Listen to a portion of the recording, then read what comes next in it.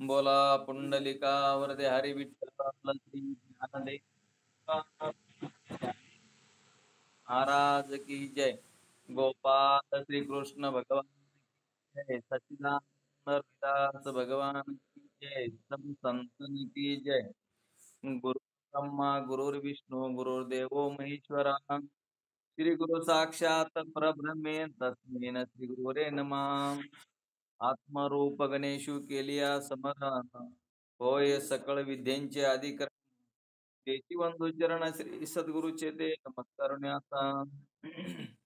गुरुर् ब्रह्मा गुरुर्विष्णू गुरुर्देव महेश्वरा श्री गुरु साक्षात परब्रह्मे तस्मेन श्री गुरुरे नमः.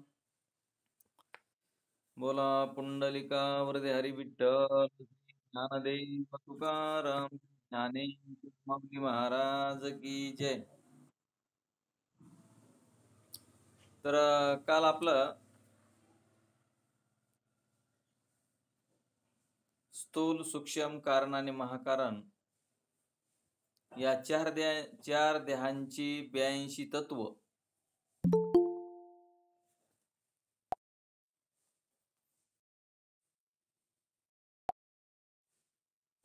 माझा तर फोटोच काय झाला होता. हा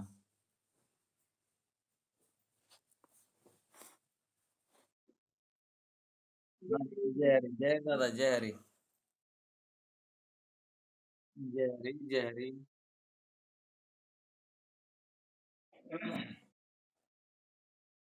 तर आपले स्थूल सूक्ष्म कारण आणि महाकारण या चार देहांची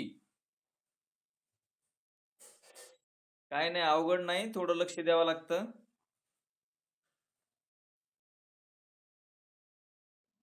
चार देह म्हणजे आपल्याला आपल्याकडेच आहे ती वस्तू डायरेक्टली दिसायला आपल्याला, आहे की नाही.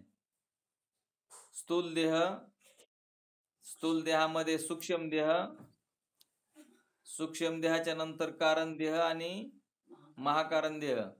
आता स्थूल देह तर आपल्याला दिसतो म्हणून स्थूल देह कळायला काही अवघड नाही. म्हणजे आपलं जे शरीर आहे तेच स्थूल देह आहे ना. म्हणजे आपल्याला काही स्थूल देह कळायला अवघड नाही साहेब, कारण स्थूल देह आपल्याला प्रत्यक्ष दिसतोय स्थूल देह, आणि ह्या स्थूल देहाचे आपण साक्षी आहोत म्हणजे आपल्याला कळत आहे. द्रष्टा आहोत आपण, आपल्याला कळतो स्थूल देह. त्याच्यानंतर स्थूल देहामध्ये 5 ज्ञानेंद्रिय 5 कर्मेंद्रिय पंचप्राण आणि अंतःकरण चतुष्ट मिळून आपलं हे सूक्ष्म देह आहे. आणि सूक्ष्म देह देखील आपल्याला कळतो. आणि मला आत्मा म्हणते ते काय किंवा ब्रह्म म्हणते ते काय मला कळत नाही असं जे आपण म्हणतो तेच कारण देह. ब्रह्माबद्दलचा अज्ञान आत्म्याबद्दलचा अज्ञान जे आहे त्यालाच कारण देह असं म्हणतात.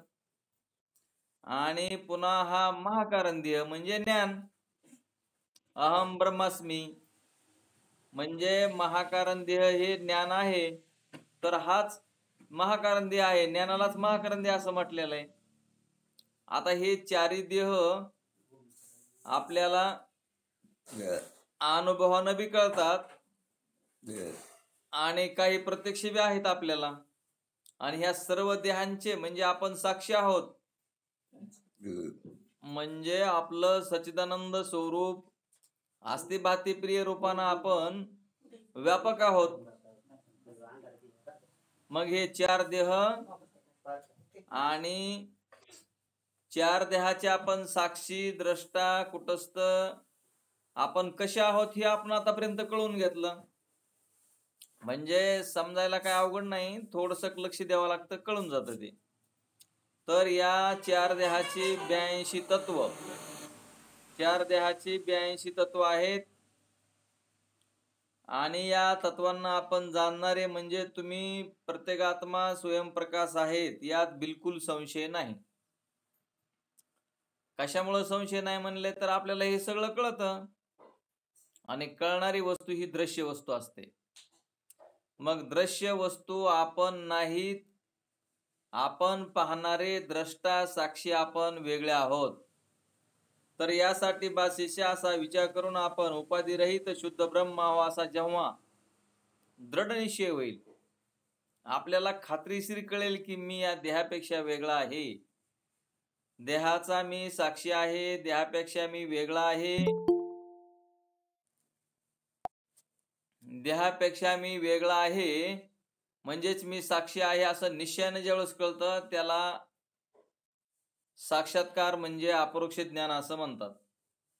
त्यालाच साक्षात्कार असं म्हणतात की हे आपल्याला ज्यावेळेस कळतं खात्रीशीर की मी सच्चिदानंद आत्मा ब्रह्मरूप आहे, मी ह्या देहापेक्षा वेगळा आहे, दृश्यापेक्षा वेगळा आहे आणि वेगळं कळणारी वस्तू वेगळीच असते. त्याच्यामुळे मी तुम्हाला बार बार सांगत असतोय की हे घर आपल्याला दिसतंय म्हणजे घर आणि आपण एक नाहीत. कुठलीही वस्तू आपल्याला दिसती पण ती वस्तू आणि आपण एक नाहीत. कारण जे दृश्य वस्तू म्हणजे दिसणारी वस्तू, दृश्य वस्तू म्हणजे आपल्याला प्रत्यक्ष दिसणारी वस्तू आणि ती दिसणारी वस्तू म्हणजे आपण नाहीत. मग ह्या दिसणाऱ्या वस्तूचे आपण पाहणारे वेगळे आहोत. मग ह्या घरापेक्षा जर आपण वेगळे तर ह्या देहरूपी घरापेक्षा बी वेगळे आहोत. आणि देहरूपी घराला चार प्रकार त्याचे देहाचे. म्हणून सूक्ष्म देह आपल्याला कळतो म्हणून सूक्ष्म देहापेक्षा वेगळे, स्थूल देहापेक्षा वेगळे. म्हणजे स्थूल देह आपल्याला दिसतो, स्थूल देहापेक्षा आपण वेगळे. सूक्ष्म देह आपल्याला अनुमानानं कळतो, त्या सूक्ष्म देहापेक्षा आपण वेगळे. कारण देह म्हणजे मला आत्मस्वरूपाबद्दल काही सांगता येत नाही किंवा मला काही कळत नाही, आपण जे अज्ञान प्रगट करतो तो कारण देह. आणि अहम ब्रह्मास्मी, मी ब्रह्म आहे हे ज्ञान वर्तीला झालं तो महाकारण देह. आणि मग याच्याही पेक्षा मी वेगळा आहे खात्रीनं आपल्याला असं ज्या दिवशी समजतं त्या दिवशी तुम्ही मुक्तच आहात किंवा त्याला साक्षात्कार असं म्हणतात किंवा त्यालाच अपरोक्ष ज्ञान असं म्हणतात आणि त्याला जीवनमुक्त म्हणतात. तर मग आता यांनी अपरोक्ष ज्ञान शब्द वापरल्यामुळं ज्ञान दोन प्रकारचे आहे म्हणले, एक परोक्ष ज्ञान आणि दुसरे अपरोक्ष ज्ञान. त्यापैकी अपरोक्ष ज्ञानाला साक्षात्कार असे म्हणतात. या पंचदशीचे प्रमाण सांगतो म्हणले. अपरोक्ष ज्ञान आणि परोक्ष ज्ञान काय आहे तर ज्ञान दोन प्रकारचे आहे. त्याच्यावरही त्यांनी श्लोक पण दिलेला आहे तो याच्यामधला की अस्ति ब्रह्मेती चेद परोक्ष ज्ञान मेवत अहम ब्रह्मेती चेदेद साक्षात्कार सउच्यते. ज्ञान दोन प्रकारचे आहे, एक परोक्ष ज्ञान आणि दुसरे अपरोक्ष ज्ञान. परब्रह्म सत्यरूप आहे असे मानून ब्रह्माचे रूप आत्म्याच्या रूपाहून भिन्न आहे असे ज्या ज्ञानाने जाणले जाते ते यापैकी परोक्ष ज्ञान असे समजावे. परोक्ष ज्ञान म्हणजे परब्रह्म सत्यरूप आहे असे मानून ब्रह्माचे रूप आत्म्याच्या रूपाहून भिन्न आहे. म्हणजे परब्रह्म स्वरूप वेगळं आहे आणि माझं आत्म्याचं रूप वेगळं आहे असं ज्या ज्ञानानं जाणलं जातं त्याला परोक्ष ज्ञान असं म्हणतात. आणि ते निर्विकल्प ब्रह्म आपणच आहो अशा प्रकारचा अनुभव होऊन ब्रह्म आणि आत्मा यांच्यात बिलकुल भेद नसून ती दोन्हीही एकच आहेत असे ज्या ज्ञानाने जाणले जाते त्यापैकी अपरोक्ष ज्ञान आहे आणि त्यालाच साक्षात्कार असं म्हणतात. म्हणजे आपल्यामध्ये देवामध्ये भेद मानणे, देव वेगळा मी वेगळा हे परोक्ष ज्ञान आणि देव आणि मी एकच आहे असं कळणं हे अपरोक्ष ज्ञान. त्यासाठी त्यांनी तुम्हाला दृष्टांत दिला. आता इतकं सांगू नये ते म्हणले आम्हाला कळालं नाही, त्यासाठी त्यांनी आम्हाला खाली तुम्हाला दृष्टांत दिलेला आहे. साखर गोड आहे असे एकाने दुसऱ्यास केवळ सांगितल्यावरून तो दुसरा मनुष्य साखर गोड आहे असे जाणतो. हे ज्या ज्ञानाने तो जाणतो त्याला साखरेचे परोक्ष ज्ञान असे म्हणावे. नाही, एखाद्याने सांगितलं बाबा साखर गोड आहे आणि ते आपल्याला ऐकून कळालं की साखर गोड आहे त्याला म्हणतात परोक्ष ज्ञान. पण ज्यावेळेस तुम्ही ती साखर प्रत्यक्षपणे खाऊन अनुभव घेता, खाऊन पाहता आणि अनुभव आल्याच्या नंतर मग त्याला म्हणतात अपरोक्ष ज्ञान. आलं का ध्यानात? तसं साधू संतांनी असो, ग्रंथाने असो, दुसऱ्या कुणी सांगितलेलं असो की देव वेगळा आणि आपण वेगळे, मग ते परोक्ष ज्ञान आहे. आणि मग ज्या दिवशी तुम्हाला गुरुचा अनुग्रह होतो, नामचिंतन दिलं जातं, महावाक्याचा उपदेश दिला जातो आणि ज्यावेळेस तुमच्या अंतकरणाच्या वरतीला खात्रीशीर अनुभव येतो की मी तो सच्चिदानंद आत्मा ब्रह्मरूप आहे म्हणजे माझा आत्माच आणि परमात्म्याहून कसल्याही प्रकारचं त्यामध्ये भिन्नता नाही किंवा वेगळं नाही असं ज्यावेळेस तुम्हाला ज्ञान होतं आणि तेच अपरोक्ष ज्ञान आहे त्यालाच साक्षात्कार असं म्हणतात. साक्षात्कार म्हणजे काहीतरी दिसणं किंवा आपल्याला काही दिसलं याला साक्षात्कार असं म्हणत नाहीत. कारण ती वस्तू दिसण्याच्या कक्षेतली नाही, ती वस्तू होऊनच आपण राहावं लागतं. ते वस्तूचं स्वरूप ह्या मिथ्या वस्तूनं, मिथ्या डोळ्याने, मिथ्या देहानं आपल्याला ते वस्तू दिसत नसते. ती वस्तूच आपण आहोत. आता ते वस्तू दिसत नाही म्हणलं, तर देव दिसत नाही म्हणलं की आपल्याला वाटतं मग काय करायचं आपण देव करून तरी. आपल्याला जर देवच कळत नाही तर मग इतकं सांगून बी जर देव दिसत नसला तर मग आपण कशाला देव करायचा. किंवा एवढे ग्रंथ एवढा आटापिटा करायचा आणि देव दिसत नाही तर मग आपला काय उपयोग आहे असं आपल्याला वाटतं. परंतु आपल्या डोळ्यानं आपल्याला सर्व जगाचं दृश्य दिसतं, पण डोळा डोळ्यालाच पाहू शकत नाही. येतंय का ध्यानात? डोळा डोळ्यालाच पाहू शकत नाही. डोळ्यानं सर्व दिसतं पण डोळा जे आहे डोळाच डोळ्याला पाहू शकत नाही. सुगंधाला घेऊ शकत नाही. तसे आपणच आपल्याला किंवा आता साखरेची गोडी आहे, गोडीलाच गोडी कळत नसते. तसं भगवान परमात्म्याचं स्वरूपच आपण स्वतः आहोत आणि ते निर्गुण निराकार असल्या कारणानं त्याला रंग नाही, रूप नाही, छाया नाही, वर्ण नाही. म्हणजे त्याला त्या परमात्म्याला कसल्याही प्रकारचं काही म्हणजे नाम आणि रूप नाही. आणि जर तुम्हाला नाम आणि रूप पाहायचंच असेल तर हे दृश्य दिसतंय ते काय आहे? तेच परब्रह्माचं स्वरूप आहे. जगामध्ये जे बी निर्माण झालेलं दिसतंय तर ते परब्रह्मच आहे. काय प्रमाण घेतलं? एका जनार्दनी एकपणे उभा आणि चैतन्याची शोभा सोबत असे. चैतन्याची शोभा शोभत असे. मग आता हे बघा, आता दुसरा एक दृष्टांत तुम्हाला जर एखादा वडाचं बी घ्या. वडाचं बी फार सूक्ष्म असतं. वडाचं बी फार सूक्ष्म असतं आणि त्या वडाच्या बियाचा ज्यावेळेस वृक्ष तयार होतो आणि वृक्ष तयार झाल्याच्या नंतर मग वडाचं जे बुड आहे, मूळ आहेत, फाटे आहेत, पानं आहेत किंवा त्याला फळं आहेत, सर्व आहे त्या वडाच्या झाडाला. पण ध्यानात घ्या, तुम्ही म्हणता की हे सगळं परब्रह्मच आहे म्हणतात, तर मग देव करायचा संपला. मग आता आम्हाला कळालं सगळा देवच आहे भरलेला म्हणून. पण जे बी असतं ते बी म्हणजे बुड नाही, बी म्हणजे मूळ नाही, बी म्हणजे फाटे नाही, बी म्हणजे पानं नाही, बी म्हणजे फळ नाही. तसं ब्रह्मावरच हे सर्व जगतरूपी संसार निर्माण झालाय. पण तुम्ही असं म्हणताल की मग हे दिसणारा जे दृश्य जगत आहे तर मग तोच देव आहे. तर तो देव आहे म्हणजे कसं, बी आणि झाड असा जसा फरक आहे, पण त्या ब्यापासूनच झाड तयार झालं, ब्यापासूनच बुड तयार झालं, बी पासूनच मूळ तयार झालं, बी पासूनच पानं तयार झाले, फांद्या तयार झाल्या. पण त्या फांद्या म्हणजे बी नाही, बुड म्हणजे बी नाही, त्याचं फळ म्हणजे फुलं म्हणजे बी नाही. तसं हे जगत्रय जरी तिच्यापासून झालं असलं तरी ते जगत्रय आणि ते परब्रह्म स्वरूप त्या स्वरूपापासून निर्माण झालं. म्हणजे स्वरूप हे बीज आहे.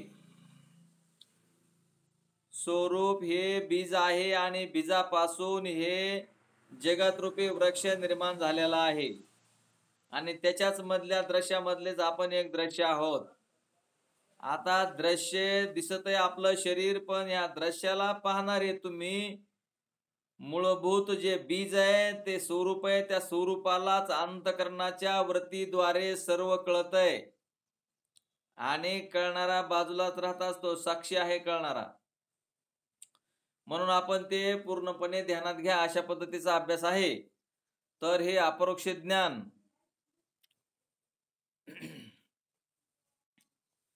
मग म्हणले स्वानुभव घेतो तेव्हा साखरेची गोडी तो ज्या अनुभविक ज्ञानाने जाणतो त्या ज्ञानास साखरेचे अपरोक्ष ज्ञान असे म्हणावे.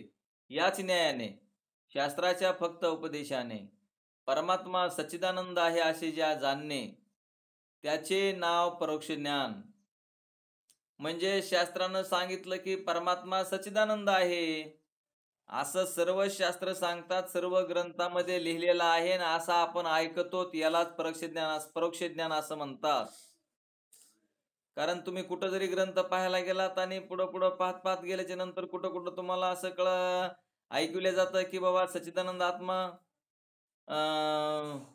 असा परमात्मा आहे. कसा आहे तर परमात्मा सच्चिदानंद आहे. आणि असं आपल्याला ऐकून जे आपल्याला ध्यानात येतं तर त्याला परोक्ष ज्ञान म्हणतात. ऐकीव ज्ञानालाच परोक्ष ज्ञान असं म्हणतात. आणि मग गुरुशास्त्राच्या अनुग्रहाने नंतर मग आपल्याला गुरु भेटले, त्या गुरूंनी आपल्याला नामाचा अनुग्रह दिला. अनुग्रह म्हणजेच महावाक्य आहे.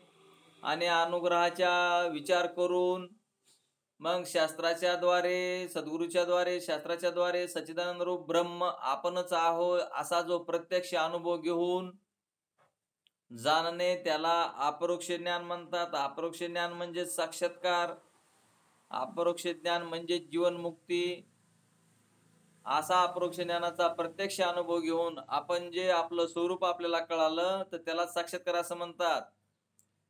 आपल्याला वाटतंय साक्षात्कार म्हणजे मला चमकलं, मी डोळे लावून बसलो होतो, मला असं दिसलं तसं दिसलं वगैरे, असं काही नाही. तर त्याच्याही पेक्षा, सर्व दिसणाऱ्या दृश्यापेक्षाही पलीकडचा परमात्मा आहे, म्हणजे तो आनंदरूप आहे. आता पुढल्या 22व्या चौपाईत 4 देहाहून भिन्न असणाऱ्या आत्म्याच्या अपरोक्ष ज्ञानाचे फल गुरु सांगतात. मग आपल्याला आत्मस्वरूप आत्म्याच्या अपरोक्ष ज्ञानाने ह्या 4 देहाहून भिन्न असणाऱ्या आत्म्याच्या अपरोक्ष ज्ञानाचे काय फल आहे ते गुरु सांगतात. तर काय सांगायले ते बघा. काय फल आहे म्हणले अपरोक्ष ज्ञानाचं. यवा 4 देहती न्यारो होय, तो हमना भुक्ती सुख पामे सोय, सर्व व्यापक सहुती न्यारो, विवेक दृष्टी करी विचारो. आता ही भाषा ते आपल्या याचे, ते गुजराती भाषा आहे. गुजराती भाषा आहे, ते आपल्याला नाही कळत ती भाषा. त्यांनी सांगितलेला अर्थ आपल्याला कळतो. पूर्वी निरूपण केलेले जे, आता बघा ते काय सांगायले ते, परत असणारा तोच अभ्यास असतो. नंतर आपल्याला वाटतं तो अभ्यास झाला, आता दुसरंच पुढं काहीतरी वेगळं सांगावं. आपल्याला याचाच अनुभव घ्यायचा आहे, आपल्याला परब्रह्म स्वरूपाचा. मग तो आपल्याला अनुभव घ्यायचा तर पूर्वी निरूपण केलेले जे, म्हणजे आता पूर्वी काय निरूपण केलंय, स्थूल देह, सूक्ष्म देह, कारण देह आणि महाकारण देह, या 4 देह यांच्याहून वेगळा असून त्यांचा प्रकाशक शुद्ध सामान्य चैतन्य असा आत्माच आपले स्वरूप आहे. असा दृढ बोधाने देहादेशाचा जर कोणी त्याग केला तर तो या देहातच विलंब न लावता मोक्ष सुख प्राप्त करून घेईल. बघा आता मोक्ष सुख म्हणजे काय आहे, अपरोक्ष ज्ञान म्हणजे काय आहे, देव म्हणजे काय आहे, ते एवढ्यामध्ये त्यांनी सांगून टाकलंय. कारण आपल्याला दिसणारा जो हा स्थूल देह, अनुमानानं कळणारा सूक्ष्म देह, मला काही आत्म्याबद्दल कळत नाही तो कारण देह, आणि आता मी ब्रह्मच आहे म्हणजे मला हे स्वरूप कळलं, असे हे 4 देह. या 4 देहाहून वेगळा मी यांचा प्रकाशक आहे, शुद्ध आत्मा, शुद्ध बुद्ध मुक्त असं ज्या वेळेस कळतं, आणि तेच तुमचं मोक्ष सुख आहे, तोच आत्मसुख आहे आपल्याला, तेच आपल्याला कळणं, आपल्याला अनुभव येणं, हेच आपलं मोक्ष सुख आहे, किंवा ते प्राप्त करून घेता येतं किंवा आपल्याला कळतं. पण ते अनुभवानं सतत अभ्यास करावा लागतो. तर शिष्य म्हणतो, गुरु महाराज भेददृष्टी दुःखाचे कारण आहे असे आपण पूर्वी सांगितले आहे का नाही? किंवा दुःखाची निवृत्ती वेदशास्त्रामध्ये प्रतिपादित जे अभेदरूप आत्मज्ञान त्यांच्या योगाने होते आणि मोक्षही त्यानेच होतो. तुम्ही पाठीमाग सांगितलंय, शास्त्रानं सांगितलंय की भेददृष्टी निवळ दुःखाला कारण आहे म्हणून. मग दुःखाची निवृत्ती वेदांत शास्त्रामध्ये प्रतिपादन केलेले आहे किंवा अभेदरूप आत्मज्ञान त्याच्या योगाने होते. आत्म्याचं ज्ञान झाल्यानं अभेदरूप दृष्टी होते आणि मोक्षही त्यानेच होतो असे मी शास्त्रातून ऐकलेले आहे. आणि आपण तर आत्मा चार देहाहून भिन्न आहे असे निरूपण करून सांगता. बघा ते त्यांना किती सुस्त आहे ते अभ्यास. शिष्यानं प्रश्न केलाय की तुम्ही तर म्हणतात की फक्त एकटाच परमात्मा आहे आणि अभेद ज्ञानानंच मोक्ष होतो असं सांगतात, अभेद ज्ञानानंच अपरोक्ष ज्ञान होते असं सांगतात. आणि तुम्ही आता सांगायलात की हे स्थूल देन, सूक्ष्म देन, कारण देन, महाकारण देन ह्याच्यापेक्षा वेगळा आत्मा आहे म्हणून. आणि मग भेददृष्टी झाली आणि मग भेददृष्टी झाल्यावर मग आम्हाला कसा मोक्ष होईल? मग भेददृष्टीनं तर मोक्ष होत नाही असं म्हणतात, अभेद दृष्टीनं मोक्ष होतो म्हणतात.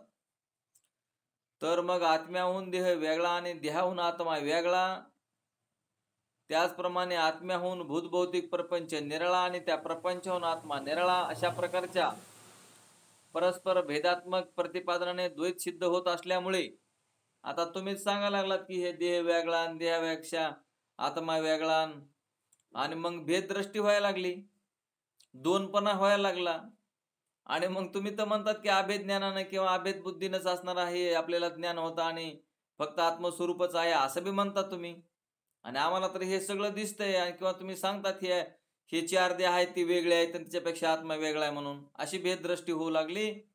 तर मग ह्याचा आम्हाला सांगा म्हणतात ते. म्हणून म्हणले अद्वैत सिद्धांतात विरोध उत्पन्न होतो, यासाठी याची एक वाक्यता संक्षिप्त निरूपणाने पण माझे समाधान होईल अशा रीतीने करण्याची कृपा करा. मला हे तुम्ही एकच आहे म्हणून बी सांगतात आणि तुम्ही पुन्हा आणखीन हे चार देह आणि हे जगत्रय वेगळं करायला तर आत्मा वेगळा करायला, मग ते कसं ते मला समजून सांगा. गुरु म्हणतात बाबा तुम्हाला हा प्रश्न पडत आहे, असा प्रश्न पडणं साहजिक आहे. म्हणून गुरु म्हणतात माझ्या लाडक्या, जसे ब्रह्मस्वरूप सत्य आहे त्याचप्रमाणे ब्रह्माहून निराळे चार देह, भूत भौतिक प्रपंच हेही जर सत्य असेल तरच द्वैत उत्पन्न होईल. एका वाक्यामध्ये उत्तर देऊन टाकलं सद्गुरूंनी. जसा आत्मा किंवा ब्रह्मस्वरूप, आत्मस्वरूप, ब्रह्मस्वरूप हे जसं एकच आहे तसं हे दिसणारे चार देह आणि जगत्रादी प्रपंच या दोन्हीपैकी सत्य काय आणि असत्य काय आहे? तर जेवढं दिसतंय दृश्य तेवढं म्हणले मिथ्या आहे आणि फक्त एक भगवान परमात्माच सत्य आहे. मग सत्य वस्तू जर दोन असत्या तर मग भेद निर्माण झाला असता, पण सत्य वस्तू एकच आहे. त्याच्यावर हा दिसणारा मिथ्या प्रपंच, हा मिथ्या प्रपंच म्हणजे सत्ता असताहून भिन्न, म्हणजेच त्याला अनिर्वचनीय विवर्त असं म्हटलेलं आहे. सत्ता असताहून भिन्न म्हणजे सत कशाला म्हणायचं ना असत कशाला म्हणायचं हे आपल्याला कळालं पाहिजे. आता हेचा अभ्यास थोडं विचारसागरामध्ये पूर्ण आहे, आपण तिकडे जर गेलो तर आपला पाठ अपूर्ण होईल. म्हणून मी तिकडे जात नाही. सत्ता असताहून भिन्न हे तुम्हाला सांगण्याच्या प्रयत्नात पडत नाही. मी इथला पंचीकरणाचा पाठ घेतो आहे, त्यामुळं मी तुम्हाला इथंच वर्णन करून थोडं थोडं सांगतो. विचारसागरामध्ये जात नाही, कारण विचारसागरात गेल्यावर त्या सत्ता असताहून भिन्नवरच आपला पाठ संपून जाईल. म्हणून म्हणले माझ्या लाडक्या, जसे ब्रह्मस्वरूप सत्य आहे त्याप्रमाणे ब्रह्माहून निराळे चार देह आणि भूतभौतिक प्रपंच हे जर सत्य असेल तरच द्वैत उत्पन्न होईल. पण देहादिक सर्व प्रपंच खरे नसून ब्रह्माच्या ठिकाणी कल्पित आहेत. बघा आता हे सगळं काय म्हणले, ब्रह्माच्या ठिकाणी कल्पित आहे. कल्पित सर्व देह आणि सर्व दृश्य ज्याप्रमाणे रज्जूच्या दोरीच्या ठिकाणी सर्प, रज्जू सर्प, सुक्ती रजत आणि स्थानपुरुष असे 2-3 दृष्टांत आहेत. सुक्ती म्हणजे रज्जू सर्प, दोरीवर सर्प याचा एक दृष्टांत घेतलेला आहे. पुन्हा शुक्ती रजताचा एक दृष्टांत आहे आणि स्थानपुरुषाचा एक दृष्टांत आहे, सुवर्ण अलंकाराचा एक दृष्टांत आहे. असे त्यांनी दृष्टांत घेतले. पुन्हा मर्तिकेच्या घटाधिकाची सत्ता मर्तिकेहून भिन्न नाही.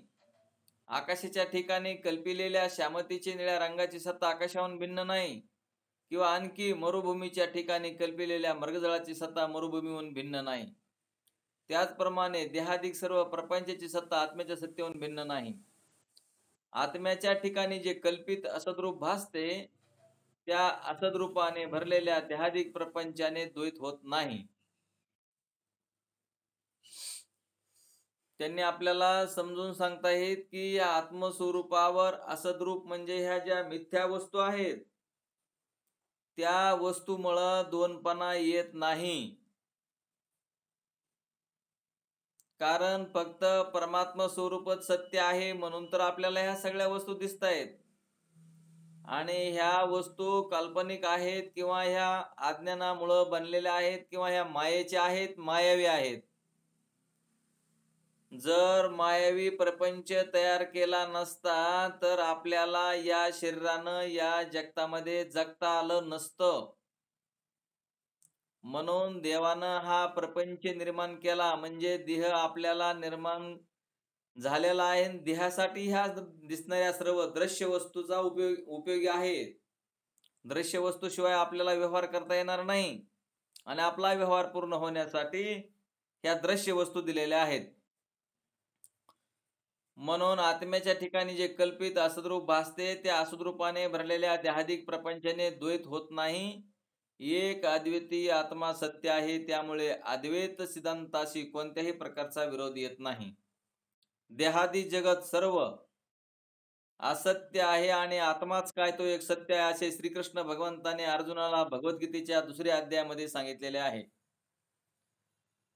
म्हणजे आपल्याला असं वाटतं की बाबा आता तुम्हीच महाराज हे सांगायलात, आम्हाला तुमचं पटत नाही. एवढा मोठा द्वैत प्रपंच दिसतोय, एवढं दृश्य दिसतंय आणि आत्मा तर दिसत नाही. तुम्ही म्हणता की तुम्ही आत्मस्वरूप आहेत आणि दिसणारं सर्व मिथ्या आहे. असं जे आपल्याला सांगतात ते आम्हाला पटत नाही बाबा. तुम्ही सांगायलात म्हणून आमचा तुमच्यावर विश्वास नाही. पण मग विश्वास तुमचा कायमचा नाहीसा होईल म्हणून तिथं त्यांनी श्रीकृष्ण भगवंताने अर्जुनाला भगवद्गीतेच्या 2ऱ्या अध्यायामध्ये सांगितलेला श्लोक असा आहे. मग सद्गुरू म्हणले बाबा तुमचा माझ्यावर जरी विश्वास नसला तर श्रीकृष्ण भगवंतावर गीतेवर विश्वास आहे की नाही. मग तुमचा जर श्रीकृष्ण भगवंतावर गीतेवर जर विश्वास असेल तर श्रीकृष्ण भगवंतानं अर्जुनाला उपदेश केलेला आहे. तो त्याच्यामध्ये श्लोक 2ऱ्या गीता अध्याय 2 श्लोक क्रमांक 16 नासते विद्येते भावो ना भावो विद्येते सतः उभय रोपी दृष्टांतस्तव यौनस्तत्वदर्शिभिः. तर या श्लोकामध्ये त्या श्लोकाचा अर्थ हाच आहे. ते खाली लिहून दिलेला आहे त्यांनी. आता ही संस्कृत भाषा आपण शिकलेलो नाहीत, गुजराती भाषा आपल्याला येत नाही, इंग्लिश मध्ये काही असे ग्रंथ आहेत पंचीकरणाचे किंवा दुसऱ्या भाषेमध्ये आहेत ते आपल्याला कळत नाहीत. आपली मातृभाषा मराठी असल्या कारणानं आपण मराठीमध्ये हा पंचीकरण ग्रंथ आपल्याला दिला म्हणून त्या महात्म्यांचे आपल्यावर अत्यंत उपकार आहेत. आणि म्हणून त्यांनी पुढे या श्लोकाचा अर्थ सांगितला. असद्रूप असे जे भूतभौतिक, असद्रूप असे जे भूतभौतिक म्हणजे हे सर्व दिसणारा प्रपंच, भूतभौतिक नामरूपात्मक देहादी सर्व जग, त्याचा कोणत्याही काली सद्भाव खरे अस्तित्व नाही तर ते सर्वदा असद्रूपच खोटे किंवा कल्पित आहे. आता खोटं म्हणणं, असद्रूप म्हणणं हे आपल्याला पटतं की नाही.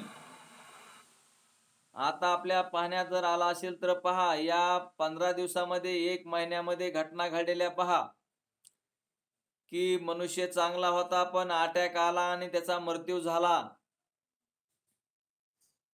कुणी आत्महत्या केली, कुणाचा ऍक्सिडेंट झाला, त्याला सुद्धा हे सर्व दृश्य प्रपंच सगळा होता. पण ज्या दिवशी तो संपला त्या दिवशी त्याच्यासाठी काय आहे, म्हणून याला काल्पनिक असं म्हटलेलं आहे. जी वस्तू नाश पावते त्याला काल्पनिक वस्तू असं म्हणतात. मग हे सर्व दृश्य जसं आहे तसं राहत नाही. या दृश्यात दृश्य संपत असतं, म्हणून दृश्य कल्पित असतं. आपला तसा देह सुद्धा दृश्य आहे, देह कल्पित आहे. या देहाचा किती दिवस आयुष्य आहे आपल्याला माहित नाही. त्या कारणानं आपण परमात्म्याचं चिंतन करून दृढ अपरोक्ष ज्ञान होईपर्यंत देह पडला नाही पाहिजे. म्हणून देह पडण्याच्या अगोदरच आपण हे आत्मस्वरूप, आपण सत्य स्वरूपानं आपण आहोत. मी आदर आहे, अमर आहे, मुक्त आहे, सच्चिदानंद आहे, अस्तिभाती प्रिय रूपानं भरून उरलेलो आहे. हे दृश्य म्हणजे मी नाही. मग हे दृश्य अगोदरच मरण माझे मरून गेले, मजला केले अमर. आता मरण माझे मरून गेले म्हणजे काय, आपणच आपलं मरण पाहायचं. म्हणजे देहाचं, देह एके दिवशी दुसऱ्याचा जसा देह चाललेला आहे तसा आपला देह जाणार आहे. त्या 4 बांबूवर येतंय का ध्यानात? आणि त्या देहाचं मरण आपल्याला आत्ताच कळतंय की हा देह जाणार आहे म्हणून. मग जर देह जाणार आहे असं जर आपल्याला कळत असेल तर यालाच मिथ्या असं म्हणतात, यालाच कल्पित असं म्हणतात. म्हणून हा मिथ्या देह, मिथ्या देहाकडून सत्य वस्तू कळवून घ्यायची. मग तुम्ही म्हणता ना, आता मिथ्या वस्तूकडून सत्य वस्तू कळत असते का? तर मिथ्या देहाच्या अंतकरणाच्या वृत्तीनं बुद्धीनं निश्चय करायचा. बुद्धी निश्चय आत्मज्ञान ब्रह्मरूप भावी आपण तीच व्हावी ना. ब्रह्मनिष्ठा राखे पूर्ण तत्परायण अहर्निशी. बुद्धीचा एकदा निश्चय झाला की मग हा देह 4 बांबूवर जावो, का ह्या देहाचा ऍक्सिडेंट हो, का ह्या देह कोल्ह्या कुत्र्याने खावो, का हे देहाच्या कर्मी कीटकाने खावो, त्याच्याशी आपल्याला काय देणं घेणं नाही. कारण देह जर आपला नाही, तुम्ही सांगा आपल्याला आता ऐकायला भेटतं आपल्याला की तिकडं ऍक्सिडेंट झाला आणि 6 माणसं खतम झाले ऍक्सिडेंट मध्ये, असं आपल्याला ऐकायला भेटतं. आणि आपण काही दुःख करत नाही एवढं काही, फक्त कळाला बाबा असं व्हायला नाही पाहिजे, लय वाईट आहे बाबा, याच्याबद्दल आपण असं बोलतो. पण एवढंसं काही दुःख होत नाही. दुसऱ्या माणसानं आत्महत्या केली तितक्या पुरतं म्हणतो माणूस, काय मनुष्य चांगला होता, ते असं नाही करायला पाहिजे होतं. पण ते आपल्याला त्याचं वाईट वाटतं. माय बापा हो, तसंच एके दिवशी आपल्या देहाचं होणार आहे. हे कदापि विसरायला नको माय बापा हो. आणि हे जर तुमच्या ध्यानात राहिलं तर तुमच्या मनामध्ये वाईट विचार येणार नाहीत, वाईट करण्याचा विचार येणार नाही, निषेध करण्याचा विचार येणार नाही, दुसऱ्याला त्रास देण्याचा विचार येणार नाही. आणि सर्व भक्ती करण्याचं तुमच्या मनामध्ये येईल. आणि तुम्ही भक्ती केल्याशिवाय राहणार नाही. आणि भक्तीमुळंच देव कळत असतो आणि देवच आपण आहोत असं कळतं. आणि मग जसा दुसऱ्याबद्दल काय वाटत नाही तसं ह्या देह सुद्धा दुसऱ्याचा आहे हे आपल्या ध्यानात येईल. कारण हा देह पंचमहाभूताचा आहे. पंचमहाभूताच्या देहाचं म्हणून म्हणले, मरण माझे मरून गेले, मजला केले अमर. मग गुरु आपल्याला हे कळून देतात की बाबा तुम्ही अमर आहेत, आजर आहेत, मुक्त आहेत, सच्चिदानंद आहे, स्वयंप्रकाश आहेत, अस्तिभाती प्रिय रूपानं तुम्ही जग भरून भरून उरलेले आहात. म्हणून म्हणले, एक अद्वितीय आजर अमर सद्घन चिदघन आनंदघन परिपूर्ण निरावयव निष्क्रिय असा जो सद्रूप आत्मा, त्याचा कोणत्याही काली अभाव नाही. बघा, या देहाचा मृत्यू जरी झाला तरी आपला अभाव नसतो, पण आपल्या देहाचा मृत्यू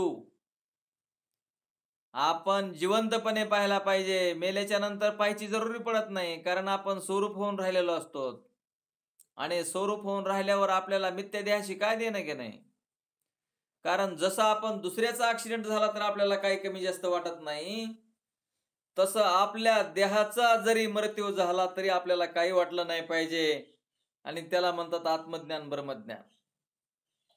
आता हे आत्मज्ञान ब्रह्मज्ञान कळून घ्यायच्या अगोदरच माणसं अगोदर शंका करतात की महाराज लोक लय निर्दयी असतात बाबा, निर्दयी असतात म्हणतात. महाराज लोकांना काय कोणाशी देणं घेणं नाही.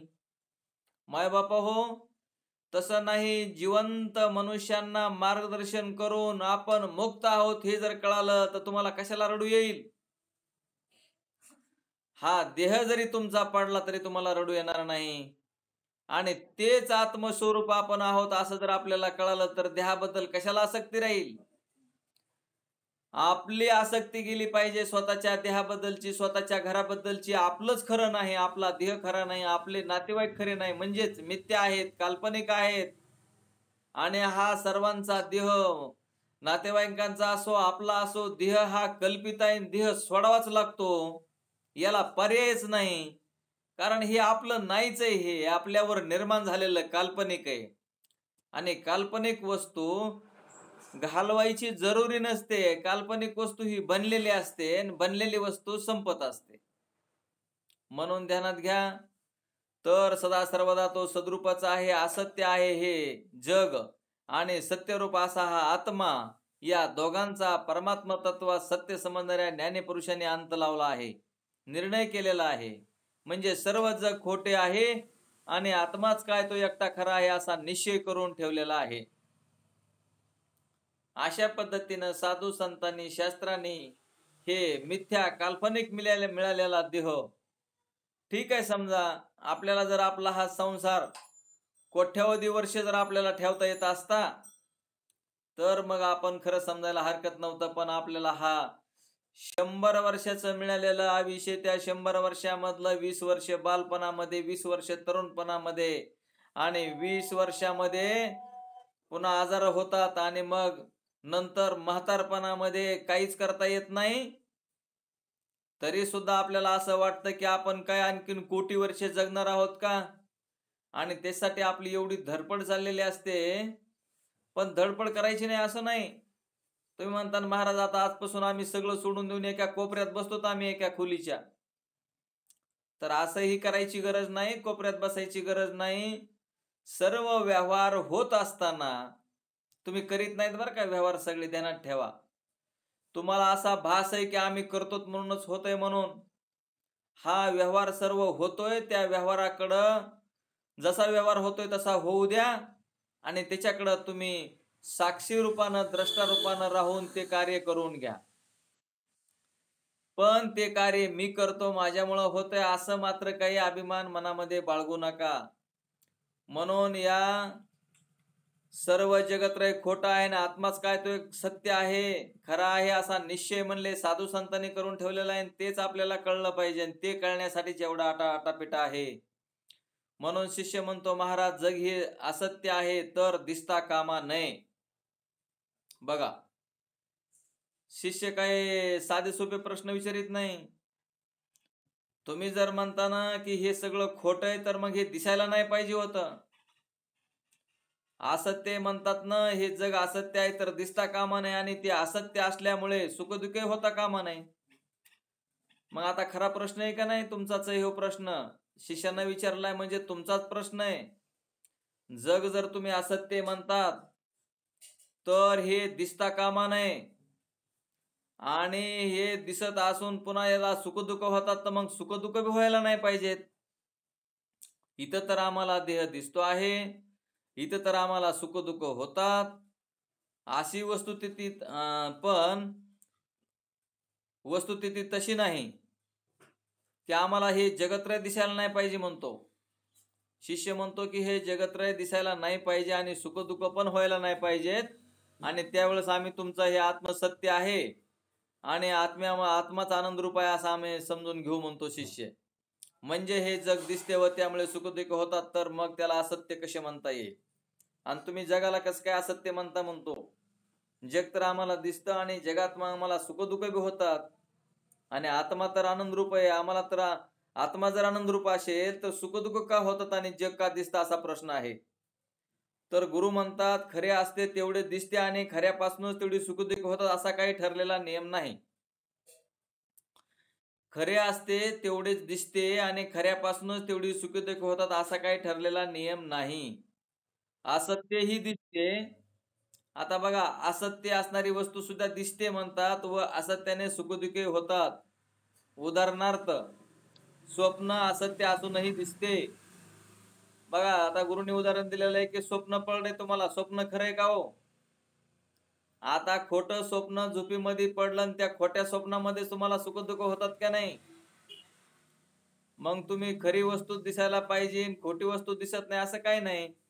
असत्य वस्तू म्हणजे स्वप्न खोट आहे ते सुद्धा दिसतंय आपल्याला आणि स्वप्नामध्ये सुद्धा सुखदुःख होतात. आणि ते जसं स्वप्न आहे तसंच हे सुद्धा स्वप्न आहे. म्हणून आपल्याला हे सगळं दिसत जरी असलं तरी स्वप्नासारखं आहे. स्वप्नामध्ये जसे सुखदुःख होतात तसं जागृतीमध्ये बी सुखदुःख होतात. पण हे सगळं कळतंय आत्मस्वरूपाला.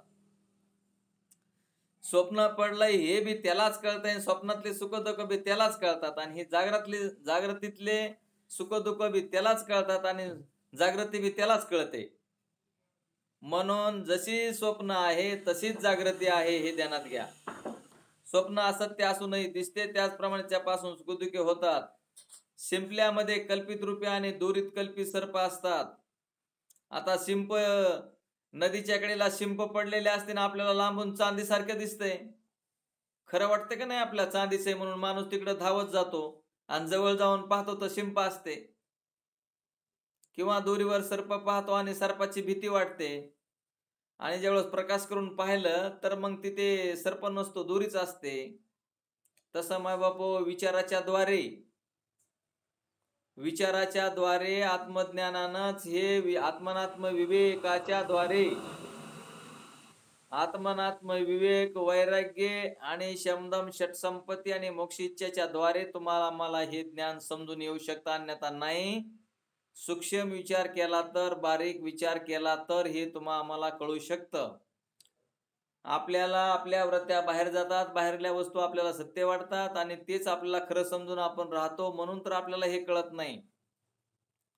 याला आपल्याला पाठीमागं फिरावं लागतं, विचार करावा लागतो, सूक्ष्म विचार करावा लागतो. हे साधू संत काय सांगतायत आणि त्यांनी आपल्याला सांगितलेलं काय सत्य आणि काय असत्य आहे.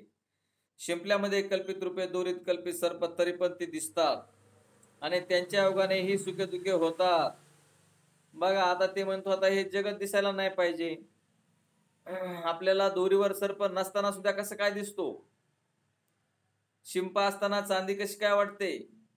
मर्गजळ असताना पाणी कसं काय वाटतं? हे आकाश नसताना आकाश दिसतं की नाही? हे वरी आकाश नाही, ते आकाश म्हणजे ह्या पोकळीला रिकाम्या जागेला आकाश म्हणतात. म्हणजे नसणाऱ्या वस्तू सुद्धा दिसतात असं काही नाही. आत्मा दिसत नाही म्हणून तो नाही असं म्हणता येणार नाही, पण ती दिसतात. त्याप्रमाणे जग असत्य असूनही दिसते. मग जशा ह्या वस्तू दिसतात, दोरीवर सर्प दिसतो, शिंपीवर चांदी दिसते, मर्गजळाचं पाणी वाटतं, आकाश नसून आकाश दिसतं, तसं त्याचप्रमाणे जग असत्य असूनही, आता हे जग सुद्धा असत्य आहे परंतु आपल्याला दिसतं. तर हे का दिसायला लागलं? तर आत्मस्वरूपाचं अज्ञान असल्यामुळं दिसायला लागलं. आत्मस्वरूपाचं ज्यावेळेस ज्ञान होईल त्यावेळेस तुम्ही हे सर्व जगत्रय नसून आत्मस्वरूपाचं आहे. तुम्ही वडाचं बी, तुम्हाला मगवाच द्रष्टांत सांगितला, वडाचं बी हे दिसायला, दृश्य दिसायला लागला वडाचा, एवढा मोठा वड दिसायला लागला, ते झाड दिसायला लागलं, पण तुमचं ब्याकडे लक्ष नाही, ब्यापासूनच वृक्ष झाला. मग हा दिसणारा वृक्ष सत्य नाही, एके दिवशी वृक्ष संपून जाणार आहे, पण बी मात्र आणखीन त्याच्यातून, त्या वडाच्या ह्याच्यातून आणखीन अनंत प्रकारचं बीज निर्माण होतं. म्हणजे वड संपला म्हणजे बी संपत नाही, आणि बी संपलं म्हणजे झाडं असतातच, म्हणजे पुन्हा बी निर्माण होत असतं. तसं हे जगत्रय आत्मस्वरूप आहे, आत्मस्वरूपावर हे जगत रे बनतय, होतंय आणि जातंय, ते आत्मस्वरूपावर होतंय आणि जातंय. तर हे आपल्या कल्पनेमुळे दिसणार जगत आत्मस्वरूपाचं ज्ञान झालं की ते मिथ्या जगत आहे असं आपण समजून घ्यावं लागतं. यावरून सर्व खरे असते तेवढे दिसते किंवा याच्या उलट दिसते तितके सर्वच खरे असते असे काही सिद्ध होत नाही. शिवाय ईश्वराने मायेच्या योगाने रचलेले कल्पित रूप म्हणजे असद रूप असे जे भूतभौतिक जग बिचारे दिसले तर दिसेना, त्यास निवृत्त करण्याचे आपणास काहीच प्रयोजन नाही. ध्यानात घ्या, आपण जर देवानं आपल्याला एकट्यालाच निर्माण केलं असतं, 1000 कोस गेलं तरी काही दिसत नाही, 1000 कोस गेलं तरी गाव नाही, मनुष्य नाही, प्राणी नाही, पशु नाही, पक्षी नाही, आपणच फक्त एकटेत, काय आपल्याला आनंद राहिला असता? आपण कोणाला बोललो असतो? आपण कसा व्यवहार केला असता? आपण कुठे गेला असतो? म्हणून आपल्याला हे सगळं जग दिसतंय. ते जग तुमचा आमचा काही बिघाड करीत नाही. तुमचा आमचा बिघाड करणार आपल्या शरीरामधले काम, क्रोध, लोभ, मद, मत्सर, दंभ, अहंकार, आपलं मन आपला सगळा बिघाड करतंय. आपल्या मनावर ताबा येण्यासाठी आत्मचिंतनाची आवश्यकता आहे. श्वास कंट्रोल होण्याची आवश्यकता आहे आणि श्वासामध्येच नामचिंतन आहे. प्रबोधाच्या चिंतनानंतर श्वास कंट्रोल करायचं आपल्याला कळत असतं, परंतु श्वास आपण व्यावहारिक असल्यामुळे श्वास कंट्रोल होत नाही म्हणून आपल्याला लवकर कळत नाही. मग त्यास हे दिसणार जे जगत आहे ते दिसाना बापडी म्हणले, ते काय आपला बिघाड करत नाही, त्यास निवृत्त करण्याचे आपणास काहीच प्रयोजन नाही. कारण असे की ईश्वराने रचलेले हे जग कोणालाही बंधन करत नाही. ईश्वरानं निर्माण केलेलं जग कोणालाही बंधन करत नाही हे विसरू नका. जग आपल्याला त्रास देत नाही, जग आपल्याला त्रास देत नाही हे तुम्हाला अनुभवावरून सांगतो. आपल्याला त्रास कोण देतंय तर आपल्याच घरातले, आपल्याच जवळचे, आपलेच नातेवाईक, आपलेच मित्र, आपलेच आप्तेष्ट हे आपल्याला त्रास देत असतात. आपल्याला परका ह्या जगातला, आता अमेरिका येऊन आपल्याला त्रास द्यायली नाही, आता आपल्याला दुसऱ्या तालुक्यातला मनुष्य त्रास देत नाही, आपल्याला दुसऱ्या जिल्ह्यातला मनुष्य त्रास देत नाही. आपल्याला जर खरा त्रास असेल तर आपल्याच घरामध्ये महाभारत आहे, आपल्याच घरामध्ये रामायण आहे आणि रामायण आणि महाभारत आपल्या घरामध्येच घडत असते. म्हणून तर रामायण आणि महाभारतांचे ग्रंथ आहेत, ते बघा जरा वाचून, ते ध्यानात घ्या. कुठं चाललंय युद्ध? युद्ध घरामध्येच आहे, रामायण घरामध्येच आहे. आणि हे रामायण आणि महाभारत का घडतंय? आपण पूर्वी जसे केलेले कर्म आहेत आणि त्या कर्मानुसार आता रामायण आणि महाभारत घडतंय. आता तरी रामायण आणि महाभारत बंद करा, आता तरी समजून घ्या, आता तरी पुढे हाची उपदेश, आता तरी पुढे हाची उपदेश नका करू नास आयुष्याचा. साधू संतांची प्रमाण आहेत, मायबापो ध्यानात ठेवा. रामायण महाभारत घडत असेल तर आपणच त्याला जबाबदार आहोत. आपलेच पूर्वीचे कर्म आपल्याला आता भोगावे लागत आहेत. म्हणून आता कर्म बनू देऊ नका, आता आत्मस्वरूपच बनून राहा. आत्मस्वरूपाच्या सत्य न होतंय हे कळवून घ्या. आणि म्हणून आपल्या ध्यानात जर आलं की ईश्वरानं रचलेलं हे जग कोणालाही बंधन करीत नाही, पण ईश्वराने निर्मिलेल्या या जगात जीवाने आपल्याच मनाने सत्य बुद्धीने निर्माण केलेले जे द्वैत आहे ते मात्र त्याला बंधन करते. आपल्याला हे सर्व खरं वाटतंय, हेच बंधन आहे आपल्याला. हे काही खरं नाही दिसणार, सर्व दृश्य मिथ्या आहे, पण त्याला आपण खरं केलं आणि त्याचंच बंधन आपल्याला होतं. यासाठी त्याची मात्र निवृत्ती अवश्य केली पाहिजे. हे आपल्याला खरं का वाटतंय, सत्य का वाटतंय? तर तुम्ही म्हणता सत्य नाही तर कसं आहे हो महाराज, हे एवढं मोठं असताना तुम्ही नाही कसं म्हणतात, आम्हाला हेच तर पटत नाही. पण माय बापा हो, तुम्हाला मागं त्यासाठी दृष्टांत देऊन सांगितलंय की बाबा आपला मृत्यू झाल्यानंतर आपल्यासाठी काय आहे. मग आपल्यासाठी काही जर नसन तर मग हे आपलंय काय? हे आपली वस्तू आपल्या बरोबर यायला पाहिजे. पण ध्यानात घ्या, ज्या वेळेस ज्ञान होईल तुम्हाला, ते ज्ञानरूपी संपत्ती, आत्मस्वरूप रूपी संपत्ती, हिला कुणीही नेऊ शकत नाही. हिची कमाई करा. मग तुम्ही म्हणता ना, आता ही आहे ती संपत्ती काय टाकून द्यावा का, सोडून द्यावा का आम्ही? तर ही संपत्ती आताची जी आहे ते टाकायची नाही, सोडायची नाही. ती ईश्वराने दिलेली आहे तुमच्या प्रारब्धामध्ये. ती तुमचा देह आहे तोपर्यंत तिचा उपभोग घेता येतो. परंतु ही आत्मसत्ता, ज्ञानसत्ता आहे. त्या ज्ञानाच्या सत्तेनं हे जे धन मिळवलेलं आहे ज्ञान, आणि ते आपल्या बरोबर येत असतं. आपण जे कमवलेलं ज्ञान आहे, त्या अंतःकरणाच्या वर्तीला झालेलं जे ज्ञान आहे, त्या ज्ञानानं ती ज्ञानरूपी संपत्ती, त्या संपत्तीनं आपण सच्चिदानंद आत्मा, सच्चित आनंद स्वयंप्रकाश आत्मा आस्ती भाती प्रिय रूपानं जग भरून आपण भरून उरलेलो आहोत. आणि आपली सत्ता ही कायमस्वरूपी सत्ता आहे, ती ध्यानात घ्या. मिथ्या सत्तेच्या माग लागणं योग्य ठरत नाही. मिथ्या सत्ता आपल्या बरोबर येत नाही. म्हणून ईश्वराने निर्मिलेले जग आणि देहादी रूपाने स्पष्टपणे दिसून येते.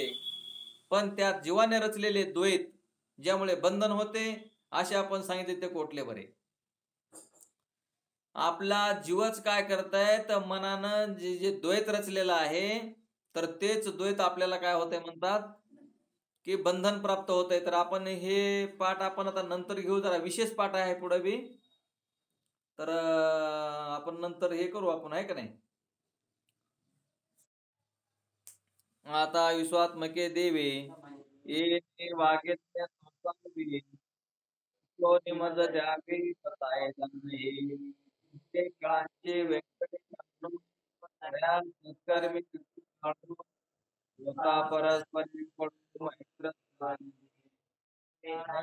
इंग्रजांनो विश्वदा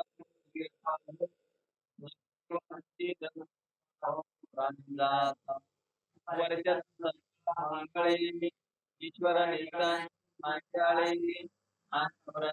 मंडळी भेटून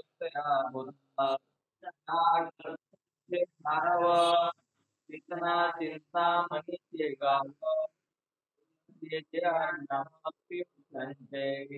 चंद्रमे जय मातंड जय सापैया एक सर्वाई सदा सत्य बोलू किंबहुना सर्वंती पूर्ण बहुली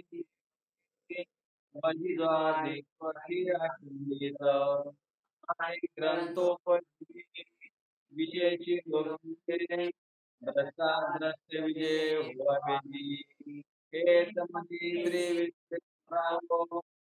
होईल येणे वडे ज्ञान दे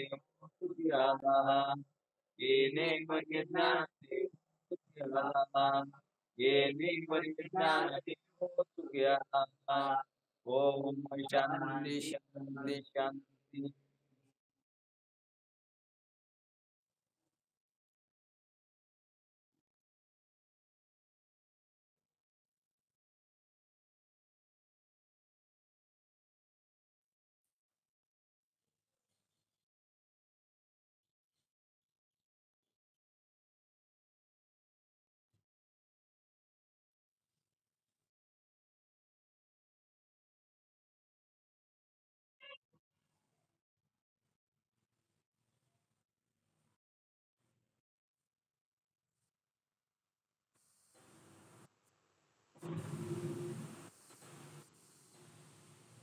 बोला पुंडलिका वरदे हरी